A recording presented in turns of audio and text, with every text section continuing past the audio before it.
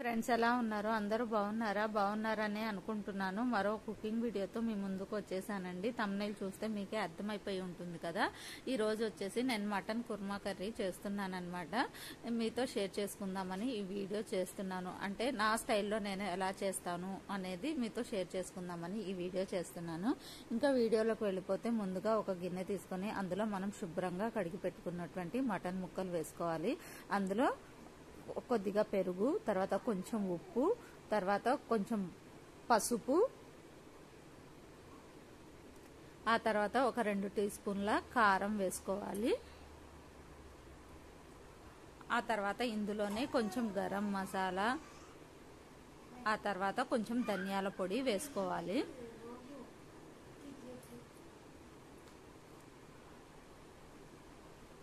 ఆ తర్వాత ఇందులో కొంచెము లెమన్ పిండుకోవాలన్నమాట. నేను తీసుకున్న క్వాంటిటీని బట్టి పిండుకోవాలి. నేను కొంచెమే మటన్ తీసుకున్నాను కాబట్టి నాకు హాఫ్ లెమన్ సరిపోతుంది, అందుకని హాఫ్ లెమన్ పిండుకున్నాను. ఆ తర్వాత కొంచెం పుదీనా, కొత్తిమీర వేసుకొని ఈ మటన్ని మసాలాలు మొత్తం ముక్కలకు కలిసేలాగా మంచిగా కలుపుకోవాలి. మంచిగా కలుపుకొని మ్యారినేట్ చేసి పక్కన పెట్టుకోవాలన్నమాట.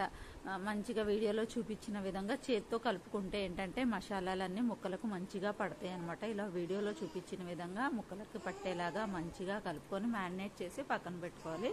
ఆ తర్వాత ఒక జార్ తీసుకొని అందులో కొన్ని జీడిపప్పులు, ఆ తర్వాత కొన్ని బాదం పప్పు, తర్వాత కొంచెం ఎండు కొబ్బరి ఉంటే ఎండు కొబ్బరి వేసుకోండి. నా దగ్గర కొబ్బరి పౌడర్ ఉంది కాబట్టి నేను కొబ్బరి పౌడర్ వేసుకున్నాను.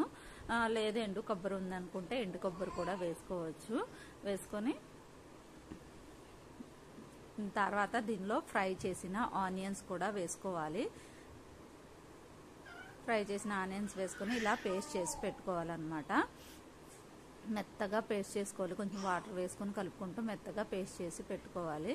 ఆ తర్వాత ఇందులోనే మళ్ళీ కొంచెం నెయ్యి, ఇందాక మటన్ మ్యారినేట్ చేసి పెట్టుకున్నాం కదా, అందులో కొంచెం నెయ్యి, తర్వాత ఒక పచ్చిమిర్చి వేసి బాగా కలిపి పెట్టుకోవాలన్నమాట.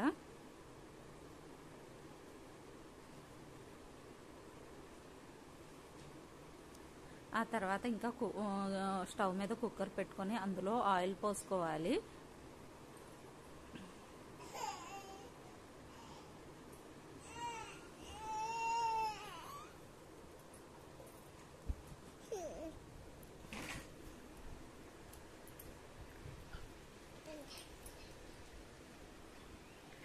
ఆయిల్ వేడెక్కాక ఇందులో గరం మసాలాలు వేసుకొని 1 నిమిషం పాటు ఫ్రై చేసుకోవాలి. గరం మసాలాలు ఇలా 1 నిమిషం పాటు ఆయిల్లో ఫ్రై చేసుకుంటే ఏమవుతుందంటే ఆ ఫ్లేవర్స్ ఏవైతే ఉన్నాయో అవన్నీ ఆయిల్లోకి వస్తాయి అన్నమాట. అందుకని చెప్పి 1 నిమిషం పాటు ఫ్రై చేసుకోవాలి.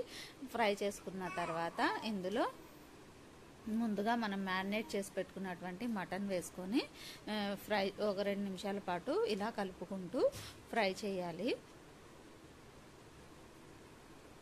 ఇలా ఫ్రై చేసుకుంటూ మధ్య మధ్యలో కలుపుకుంటూ ఫ్రై చేసుకోవాలి. ఇలా ఇవి ఎంతవరకు అంటే దీని మీద ఆయిల్ ఉంటుంది కదా, ఆ ఆయిల్ తేలేంత వరకు ఫ్రై చేసుకోవాలన్నమాట. ఇలా చూపించాను కదా, వీడియోలో చూపించినంతగా ఆయిల్ తేలాక పైకి ముందుగా మనం పేస్ట్ చేసి పెట్టుకున్నాం కదా, ఆ పేస్ట్ కూడా వేసుకొని కలుపుకోవాలన్నమాట. కలుపుకొని ఇంకా ఫ్రై చేసుకోవాలి. ఒక 5 నిమిషాల పాటు ఇలా మధ్య మధ్యలో కలుపుకుంటూ ఫ్రై చేసుకోవాలి. చూసారు కదా, ఇప్పుడు దీంట్లో కూడా ఆయిల్ పైకి తేలుతుంది కదా, ఇలాంటి టైంలో వాటర్ పోసుకోవాలి. వాటర్ వైట్గా ఉన్నాయి అనుకుంటున్నారా? ఇందాక జార్లో పేస్ట్ వేసాను కదండి, అందులో కొంచెం ఉందని ఆ వాటర్ కలిపేసి వేసాను. ఆ తర్వాత మనకి ఎంత గ్రేవీ కావాలంటే దానికి తగ్గట్టుగా వాటర్ పోసుకొని కలిపేసుకొని కుక్కర్ పెట్టేసుకోవాలండి. 2-3 విజిల్స్, మటన్ కుక్కర్లోనే వేస్తున్నాం కాబట్టి ఒక 2-3 విజిల్స్ వస్తే సరిపోతుంది.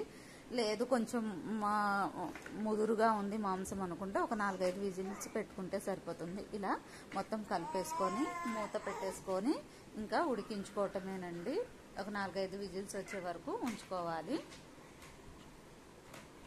ఆ తర్వాత ఇంకా ఒక గిన్నె చూసారు కదా, ఇలా వస్తుందండి. చూసారా ఎంత బాగుందో కదా. ఇంకా దీన్ని డిష్ అవుట్ చేసేసుకొని మనము సర్వ్ చేసుకోవడమే అనమాట. ఇదిగోండి ఇలా సర్వ్ చేసుకోవడమే. ఇంకా ఇది చపాతీలో కానీ రైస్లో కానీ చాలా బాగుంటుంది. నన్ను అడిగితే ఈ కర్రీ రైస్ కంటే కూడా చపాతీలోకి చాలా బాగుంటుంది అనమాట. ఒకసారి ట్రై చేయండి, ఓకేనా? మీకు నచ్చుతుందని అనుకుంటున్నాను.